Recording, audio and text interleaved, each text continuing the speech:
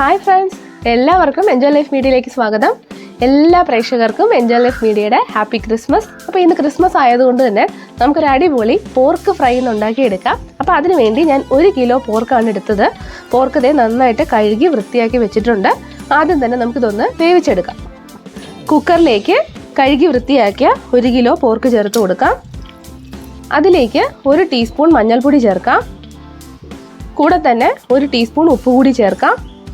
ഇനി ഇത് വേവാൻ ആവശ്യത്തിനുള്ള വെള്ളം ചേർത്ത് കൊടുക്കാം. നമ്മൾ വെള്ളം ചേർത്ത് വേവിക്കുമ്പം അതിൻ്റെ കൊഴുപ്പൊക്കെ വെള്ളത്തിലേക്ക് ഇറങ്ങി നമുക്കത് ഊറ്റിയെടുക്കാൻ പറ്റും. അപ്പോൾ അതുകൊണ്ട് കുറച്ച് വെള്ളം കൂടി ചേർത്ത് നമുക്കിത് വേവിച്ചെടുക്കാം. ഞാനൊരു 2 കപ്പ് വെള്ളം ചേർത്തിട്ടുണ്ട്. ഇനി ഇത് നമുക്ക് നന്നായിട്ടൊന്ന് വേവിച്ചെടുക്കാം. ഇതൊന്ന് ജസ്റ്റ് ഒന്ന് മിക്സ് ചെയ്ത് കൊടുക്കാം. കുക്കർ അടച്ച് വെച്ചിട്ടുണ്ട്.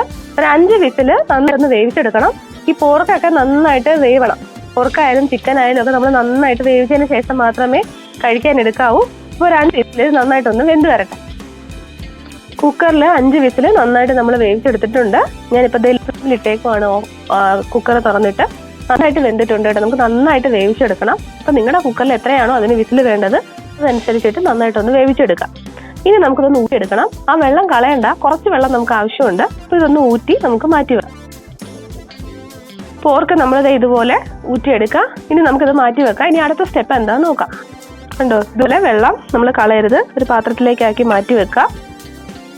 ഇനി നമ്മളൊരു പാത്രം അടുപ്പത്തേക്ക് വെക്കാം. നല്ല ചുവട് കട്ടിയുള്ളൊരു പാത്രം വെക്കണം. അതിപ്പോൾ ഇരുമ്പ് ചട്ടി ആയാലും ഉരുളി ആയാലും എന്താണെന്ന് വെച്ചാൽ അത് വെക്കാം. നല്ല കട്ടിയുള്ളൊരു പാത്രം എടുക്കാം. അതിലേക്ക് നമുക്ക് എണ്ണ ചേർത്ത് കൊടുക്കാം. എണ്ണ കുറച്ച് ചേർത്തോളൂ. ഒന്ന് നന്നായിട്ടൊന്ന് ഫ്രൈ ആക്കി എടുക്കാനുള്ളതല്ലേ. ഏകദേശം ഒരു 5 ടേബിൾ സ്പൂൺ എണ്ണ ഞാൻ ഒഴിച്ചിട്ടുണ്ട്. നമുക്ക് കുറവാണെങ്കിൽ പിന്നെ കുറേശ്ശെ ചേർത്ത് കൊടുക്കാം. അപ്പോൾ എണ്ണ ചൂടായി വരുമ്പോഴേക്കും ആദ്യം ചേർക്കേണ്ടത് പെരുംജീരകമാണ്. ഞാനൊരു 2 ടീസ്പൂൺ നിറയെ പെരുംജീരകം ചേർക്കുന്നുണ്ട്. പെരുംജീരകമൊക്കെ ചേർത്തിട്ട് ഒന്ന് പൊട്ടി വരുമ്പോഴേക്കും ഒരു 2 വറ്റൽമുളക് അതിലേക്ക് ചേർത്ത് കൊടുക്കാം. അതിൻ്റെ കൂടെ തന്നെ കുറച്ച് കറിവേപ്പില ഇട്ട് കൊടുക്കാം.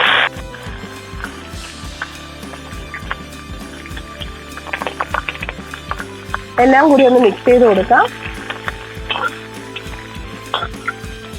ഇനി അതിലേക്ക് ഒരു വലിയ കഷ്ണം ഇഞ്ചി ഇതുപോലെ നീളത്തിൽ അരിഞ്ഞതും ഒരു 5 പച്ചമുളക് കീറിയതും കൂടി നമുക്ക് ചേർത്ത് കൊടുക്കാം.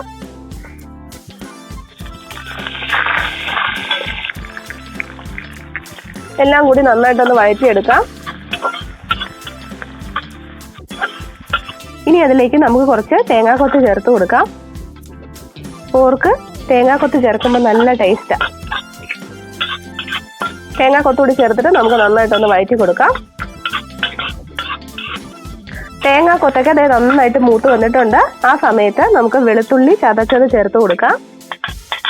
നന്നായിട്ട് കഴുകി ചതച്ചെടുത്തെയാണ്. പുറത്ത് ഏറ്റവും പുറമെയുള്ള തൊലി മാത്രമേ ഞാൻ കളഞ്ഞിട്ടുള്ളൂ. വെളുത്തുള്ളിയും കൂടെ ചേർത്തിട്ട് ഒന്ന് വഴറ്റി കൊടുക്കാം. ഇനി ഇതിലേക്ക് ഒരു 3 സവോള ഇതുപോലെ പൊടിയായിട്ട് അരിഞ്ഞത് ചേർത്ത് കൊടുക്കാം.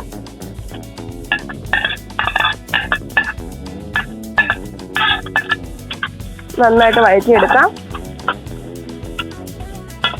സവോളയൊക്കെ നന്നായിട്ട് വന്നിട്ടുണ്ട്. ഇനി നമുക്ക് പൊടികൾ ചേർക്കാം. നമ്മൾ ഇതിലേക്ക് പോർക്ക് ചേർത്തതിന് ശേഷം പിന്നെ ഒരുപാടൊന്നും വേവിക്കത്തില്ല. അതിന് മുമ്പാണ് നമ്മൾ ആദ്യം വേവിച്ചെടുക്കുന്നത്. കാരണം ഇത് ഒത്തിരി നേരം എണ്ണ കിടക്കുമ്പോഴേക്കും അതിൻ്റെ നെയ്യൊക്കെ ഉരുകി പോവും, കൊഴുപ്പൊക്കെ. അതുകൊണ്ട് അങ്ങനെ ചെയ്യരുത്. അപ്പോൾ നമുക്കിനി ലോ ഫ്ലെയിമിലാക്കിയിട്ട് പൊടികൾ ചേർക്കാം. ഞാനൊരു 1/4 ടീസ്പൂൺ മഞ്ഞൾപ്പൊടി ചേർക്കുന്നുണ്ട്. ഇനി മുളക് പൊടി ചേർക്കാം. ഞാനൊരു 3 ടീസ്പൂൺ മുളക് പൊടി ചേർക്കുന്നുണ്ട്. നന്നായിട്ടൊന്ന് മിക്സ് ചെയ്ത് കൊടുക്കാം.